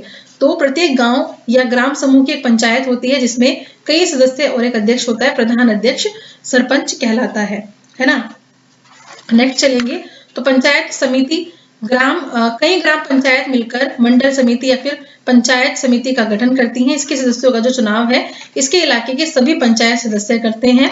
और नेक्स्ट देखेंगे हम, ये है आपका 1992 का, इसके मुख्य प्रावधान क्या थे पंचायती राज व्यवस्था के। तो ये सबसे ज्यादा इंपॉर्टेंट है, ये देख लेते हैं। अब स्थानीय स्वशासी जो निकाय है उनका चुनाव जो है वो नियमित रूप से कराना पड़ेगा। पहले ऐसी बाध्यता नहीं थी, लेकिन क्योंकि अब अमेंडमेंट हो चुका है, संशोधन हो चुका है, तो इलेक्शन कराना जरूरी है। सदस्य तथा पदाधिकारी को पदों में अनुसूचित जाति, जनजाति और पिछड़ी जातियों के लिए भी सीटें आरक्षित की गई। इसके अलावा कम से कम यहाँ पर जो क्वेश्चन बनता है इंपॉर्टेंट, ये है आपका महिलाओं के बारे में पूछना। तो 1/3 पद जो है वो महिलाओं के लिए आरक्षित किए गए। यहाँ पर हर राज्य में पंचायत और नगर पालिका चुनाव के लिए राज्य चुनाव आयोग नामक स्वतंत्र संस्था का गठन किया जाएगा। यानी अगर आपसे क्वेश्चन पूछा जाए कि पंचायती राज जो है उसका चुनाव कौन कराता है, तो स्टेट जो गवर्नमेंट है, यानी जो हमारा सरकार राज्य का जो आयोग है, राज्य चुनाव आयोग, वो कराएगा इसको गठन। फिर राज्य सरकारों को अपने राजस्व और अधिकारों का कुछ हिस्सा जो है इन स्थानीय शासी निकायों को देना पड़ता है, यानी इसमें इनका भी पार्टिसिपेशन यहाँ पर देखने को मिलता है। ठीक है, तो यहाँ पर नगर पालिका के बारे में भी आपको ठीक से पता होगा कि क्या था ये था आपका अमेंडमेंट जो हुआ था, उसमें नगर पालिका, जिसको हम क्या बोलते हैं, इसको हम बोलते हैं म्युनिसिपैलिटी। ठीक है, म्युनिसिपैलिटीज। इसके अलावा नगर निगम, ये आपका म्युनिसिपल कॉरपोरेशन। जैसे आपने दिल्ली में सुना है ना MCD, नगर निगम, है ना, चुनाव भी होते हैं इसके, और इसका क्या होता है, मेयर होता है एक। ये चीज आपको ध्यान रखनी है। इस तरीके से ही ये यहाँ पे एक तरीके से आप कह सकते हैं शहरों के लिए है, और गांव के लिए होते हैं आपकी पंचायती राज व्यवस्था। ठीक है, आई होप आपको ये चीज समझ में आ गई होगी। और यहाँ पर हम नेक्स्ट बात करेंगे, क्वेश्चन और पूछ लिया जाता है आपसे कि स्थानीय स्वशासन का जनक किसको कहा जाता है, तो ये आपका लॉर्ड रिपन। ठीक है, इसके अलावा 1919 में आपका भारत शासन जो अधिनियम है, वहां से भी क्वेश्चन कई बार आ जाता है। ये इसकी इंपॉर्टेंट बात ये थी कि इसने क्या दोहरे शासन की बात की थी, है ना, प्रांतीय शासन की बात की थी, दोहरे शासन की बात की थी। इसके अलावा जैसे ये आपका जो थर्ड लेवल है यानी लोकल सेल्फ गवर्नमेंट है, ऐसे ही कुछ विषयों की बात करी थी और उसको हस्तांतरित विषयों के श्रेणी में रखा था। ठीक है, स्थानीय स्वशासन को। तो इस तरीके से ये आपका एंड हो चला है टॉपिक का। और मैं आपको यहाँ पर ये बता दूं कि काफी हमने एक्सप्लेन करके इसको अच्छे तरीके से समझने की कोशिश की है टॉपिक को। तो आई होप कोई चीज आपको ऐसे नहीं रह गई होगी जो आपको समझ में ना आई हो, है ना।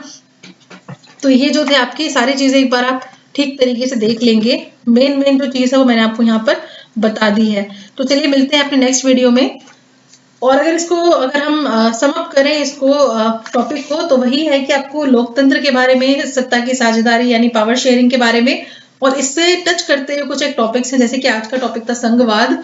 तो ये सारे जो टॉपिक है एक दूसरे से कहीं ना कहीं रिलेट करते हैं। अगर आप इन 4-5 टॉपिक को एक साथ अच्छे समझ लेंगे तो कहीं भी आपको कोई परेशानी नहीं होगी। जैसे कि इस टॉपिक की शुरुआत में ही मैंने आपसे बोला था कि संघवाद जो है वो सत्ता के ऊर्ध्वाधर वितरण का ही एक रूप आप कह सकते हो, है ना। तो अगर आपसे क्वेश्चन में डायरेक्ट ही पूछ लिया जाएगा, तो अगर आपने ये चैप्टर को उस तरीके से नहीं पढ़ा है, अंडरस्टैंडिंग वाले जो तरीके से पढ़ना होता है, तो आप उसका आंसर नहीं दे पाएंगे, आप सोचते रह जाएंगे। संघवाद अलग चीज है, लोकतंत्र अलग चीज है, पर जब कनेक्ट करके देखेंगे कि अरे ये तो इस तरीके से हमने पढ़ा था, तो आपको याद आ जाएगा। ठीक है, तो क्वेश्चन गलत होने का कोई चांस ही नहीं है। तो चलिए मिलते हैं अपने नेक्स्ट वीडियो में। Thank you so much watching this video. MCQs की वीडियो इसकी देखना ना भूलें। जल्दी मिलते हैं फिर नेक्स्ट वीडियो में।